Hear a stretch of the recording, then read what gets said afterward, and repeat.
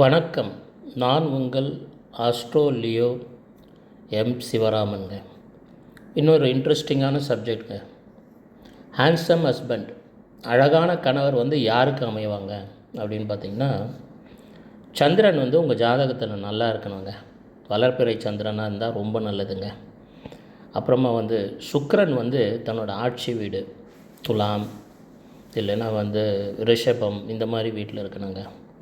செவ்வாய் ஒரு ஒரு நல்ல பலம் பெற்று இருக்கணும் உங்கள் ஜாதகத்தில். இந்த 3 விஷயமும் உங்கள் ஜாதகத்தில் பலமாக இருந்தால் உங்களுக்கு ஆல்மோஸ்ட் ஹேண்ட்ஸம் ஹஸ்பண்ட் கிடச்சிருவாருங்க.